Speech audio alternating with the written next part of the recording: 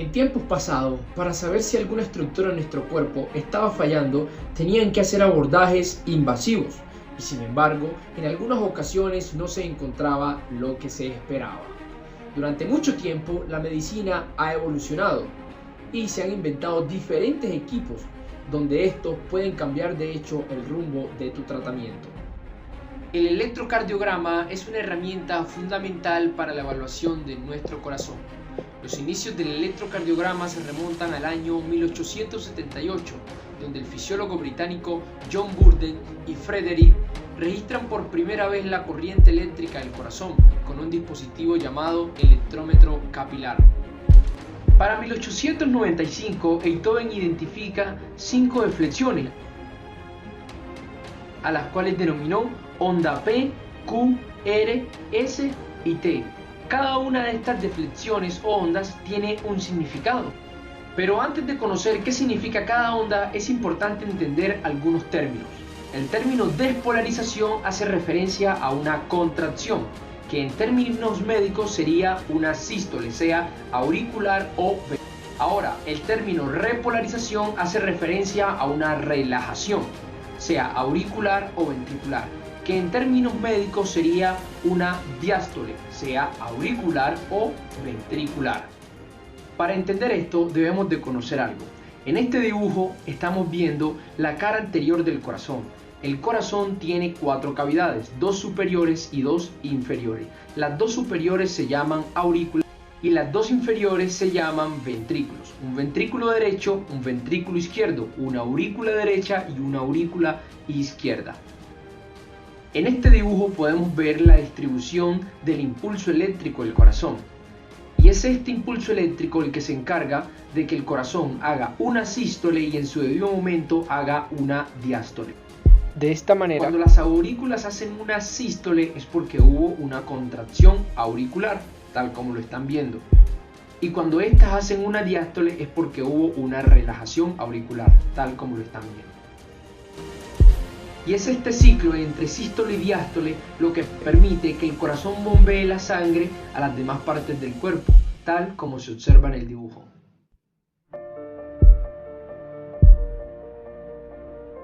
Una vez comprendido esto, es el momento de que veamos el significado de cada letra en su respectiva onda. La onda P significa una sístole auricular, o sea, una despolarización. Y las ondas Q, R y S forman un complejo denominado complejo QRS.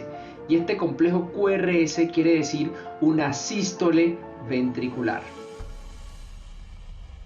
Y por último, la onda T. La onda T indica una diástole ventricular, o sea, una relajación ventricular o una repolarización ventricular.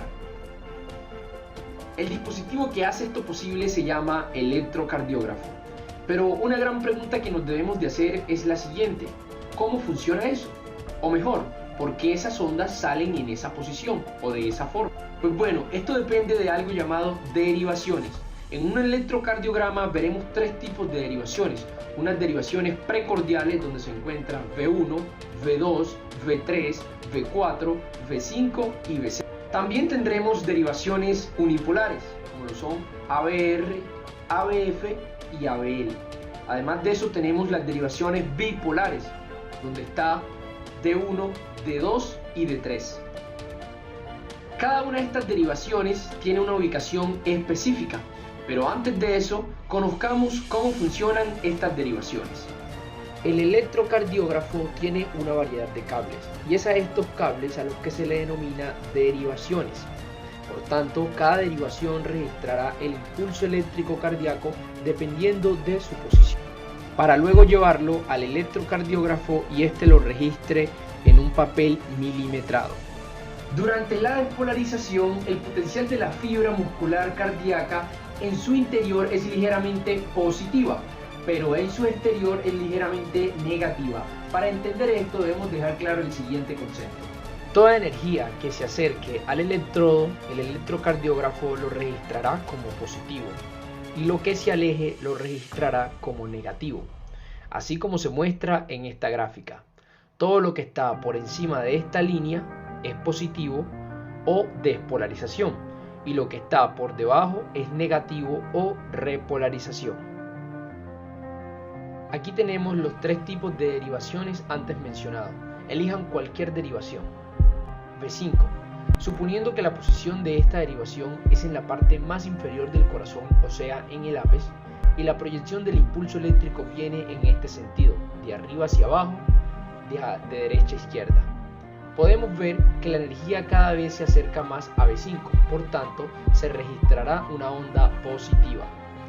Ahora, suponiendo que la posición de V5 es en la parte superior del corazón donde se origina la energía, el electrocardiógrafo en un momento muy corto registrará una leve onda positiva, pero como la trayectoria de la energía se aleja de él, el electrocardiógrafo graficará una onda negativa más grande, dado que dura más tiempo que la onda positiva.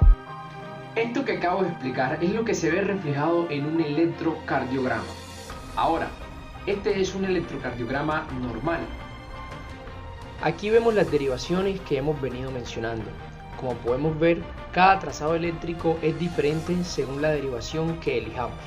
Ahora, veamos en qué posición están ubicadas las derivaciones en nuestro cuerpo. Iniciamos con las derivaciones precordiales. V1 se ubica en cuarto espacio intercostal derecho con línea paraesternal. V2 se ubica en cuarto espacio intercostal izquierdo con línea paraesternal.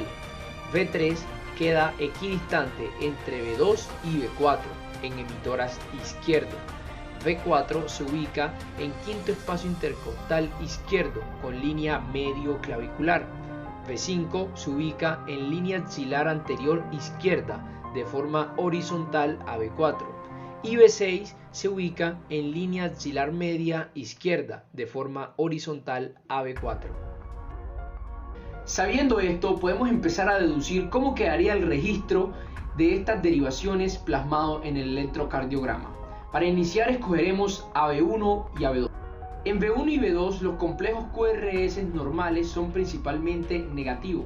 Esto debido a que dichas derivaciones se encuentran más cercanas a la base del corazón y no a la punta del corazón. Y dado que la base del corazón se encuentra en dirección a la electronegatividad, la mayor parte del proceso de despolarización, es por esto que se explica la electronegatividad o los complejos QRS negativos en V1 y V2. Por el contrario, los complejos QRS de las derivaciones V4, V5 y V6 son principalmente positivos, porque el electrodo del tórax de estas derivaciones está más cerca a la punta cardíaca, que está en dirección de la electropositividad durante la mayor parte de la despolarización. Y es esto lo que explica que estos complejos QRS salgan de forma positiva. Ahora veremos las derivaciones unipolares. ABL se ubica en el brazo izquierdo, ABR se ubica en el brazo derecho y ABF se ubica en la pierna izquierda. El complejo QRS dado por ABR es negativo. Esto es porque el impulso eléctrico del corazón se dirige hacia la izquierda, por tanto se alejaría. Y esto hace que se registre como algo electronegativo. Los complejos QRS de las derivaciones ABF, ABL son positivos debido a la proyección que tiene el impulso eléctrico del corazón hacia ellos. Ahora las derivaciones bipolares, que son de 1, de 2 y de 3. Bipolar significa que el electrocardiograma se registra a partir de dos electrodos que están localizados en los lados diferentes del corazón, en este caso en las extremidades. Y así, una derivación no es el único cable que procede del cuerpo, como lo son las derivaciones, las unipolares y las precordiales. Por tanto, se formaría un circuito completo entre el cuerpo y el electrocardiógrafo. En la derivación de 1, el terminal negativo se conecta al brazo derecho y el terminal positivo se conecta al brazo izquierdo. Cuando el brazo derecho es negativo con respecto al brazo izquierdo, el electrocardiógrafo registrará una señal positiva. Con respecto a la derivación de 2, se conecta el terminal negativo al brazo derecho y el terminal positivo a la pierna izquierda. Cuando la pierna izquierda es positiva con respecto al brazo derecho, el electrocardiógrafo registrará eso como una señal positiva. Ahora, Para la derivación de 3 se conecta el terminal negativo al brazo izquierdo y el terminal positivo a la pierna izquierda. Cuando la pierna izquierda es positiva con respecto al brazo izquierdo, el electrocardiógrafo registrará esto como una señal positiva. Esto explica estos trazos electrocardiográficos de las derivaciones bipolares. Durante todo el video he venido hablando acerca de un papel en el cual se encuentran las ondas que en alguna ocasión Beethoven describió, la P, la Q, la R, la S y la T. Este es el papel milimetrado. El papel milimetrado es una hoja que contiene información sobre distancia, tiempo y voltaje. Este es un papel milimetrado. Está compuesto por líneas horizontales y verticales. El entrecruzamiento de estas líneas forman cuadros y cuadritos. Como regla general, debemos de saber que un cuadrito es igual a 1 milímetro. Por tanto, 5 cuadritos equivaldrían a 5 milímetros, ya sea horizontal o vertical. Cuando hablamos en tiempo, ya sea en segundos o milisegundos, nos referimos al trazado horizontal. Y cuando hablamos en voltios o milivoltios, nos referimos al trazado vertical. Ahora, un cuadrito vertical equivale a 0.1 milivoltios. Por tanto, 5 cuadritos sería 0.5 milivoltios y así sucesivamente. En la parte horizontal, un cuadrito equivale a 0.04 segundos y 5 cuadritos sería 0.2 segundos. Esto es importante saberlo, dado que dependiendo de esos valores es que se interpreta un electrocardiograma. Ahora pasaremos a ver cuántos milivoltios debería de tener cierta onda y cuántos segundos debería de durar. La onda P dura entre 0.12 a 0.2 segundos y el voltaje es de 0.1 a 0.3 milivoltios. El complejo QRS dura entre 0.06 a 0.10 segundos y de altura puede ser de hasta 3 milivoltios. Y en la onda T está entre 0.2 a 0.3 milivoltios. Existe algo llamado intervalos y segmentos. Un intervalo está constituido por una onda y un segmento como mínimo. Los intervalos se miden en tiempo, dependiendo de cuántos cuadritos tenga, se calculan los segundos. Los intervalos en un electrocardiograma son intervalo PQ o también llamado PR. Tiene 0.6 segundos aproximadamente. El intervalo QT tiene 0.35 segundos aproximadamente y el intervalo RR ya es dependiendo de la frecuencia cardíaca que el paciente tenga. Un segmento está en medio de dos ondas y aquí tenemos el segmento ST. Es muy fundamental para la evaluación de infartos. Ahora, recordemos un poquito. Anteriormente yo les había mostrado este electrocardiograma.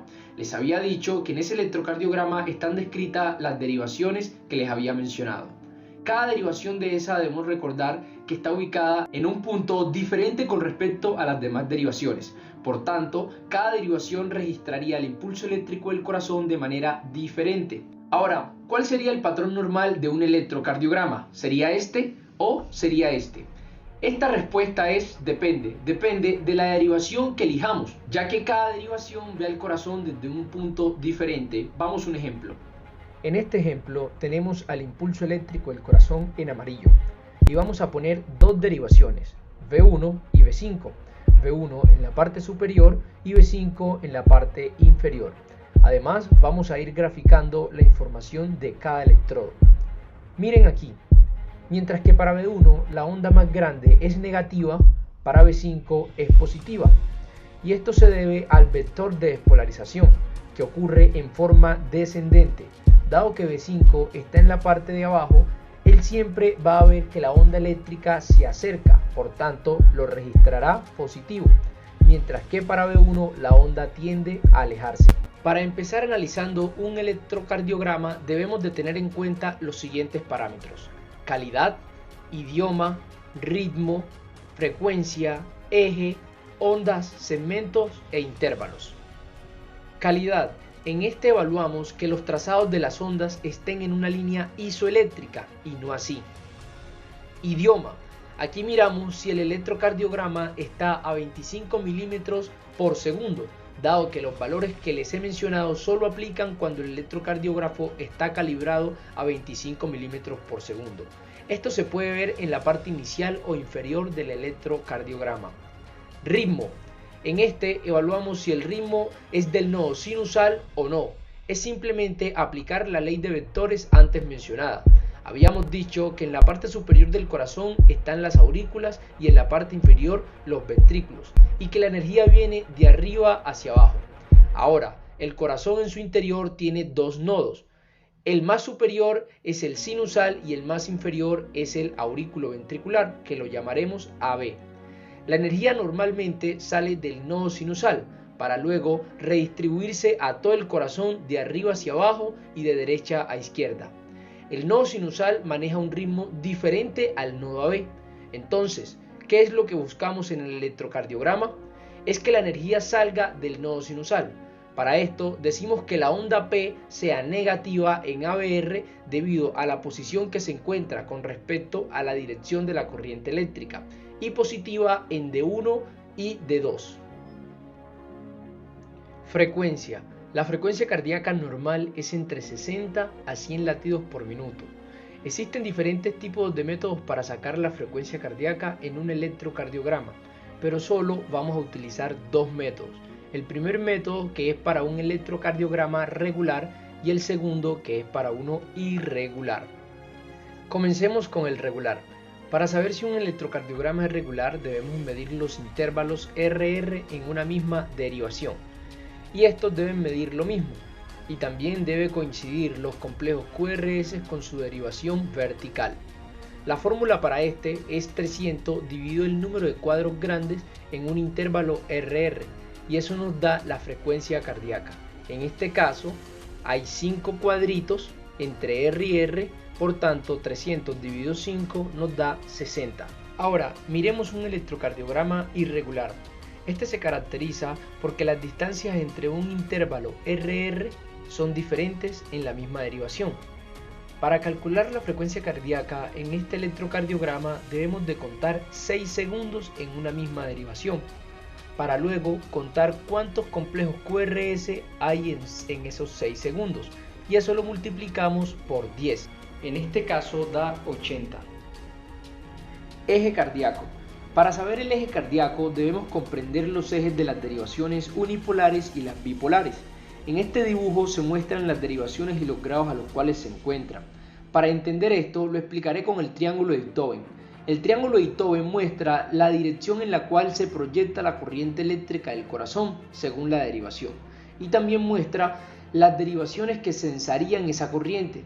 Si seguimos esta lógica podemos empezar a crear el gráfico que les acabo de mostrar. La línea superior del triángulo es D1, la línea izquierda es D3 y la línea derecha es D2. Ahora, las puntas del triángulo indican la posición de las derivaciones unipolares, ABR, ABL y ABF. Ahora, desintegremos el triángulo para formar el gráfico del eje. Es importante saber que el eje cardíaco normal se encuentra entre menos 30 a 110 grados. Ahora, aquí podemos formar 4 cuadrantes, 2 positivos y 2 negativos. Debemos de saber que todas estas líneas son vectores eléctricos. Para calcular el eje cardíaco de forma fácil, veremos la derivación de 1 en el electrocardiograma. Luego pasamos a contar los cuadritos que tiene por encima de la línea isoeléctrica como positivo y por debajo de la misma como negativo. En este ejemplo tenemos 5 cuadritos por encima de la línea, por tanto son positivos, y un cuadrito por debajo, por tanto es negativo. Le restamos 1 al 5 y eso nos da 4. Este resultado lo plasmamos en la gráfica. Sabiendo que D1 es positivo hacia la izquierda y negativo hacia la derecha, en este caso D1 es positivo. Esto nos indica que el impulso eléctrico termina hacia la izquierda. Por el momento podemos concluir que el eje cardíaco de ese paciente o se encuentra en el cuadrante superior izquierdo o en el cuadrante inferior izquierdo. Para confirmar esto vamos a recurrir a ABF. Hacemos el mismo procedimiento que hicimos con D1 y nos damos cuenta que este es positivo. Entonces podemos confirmar que el eje cardíaco de este electrocardiograma está en el cuadrante inferior izquierdo. Ahora, esto lo podríamos hacer de forma específica, con los grados, pero para términos prácticos es mucho mejor esta opción. Bueno, ya hemos hablado acerca de un electrocardiograma normal. Dejaremos el análisis de onda, intervalos y segmentos para un nuevo video de un electrocardiograma patológico.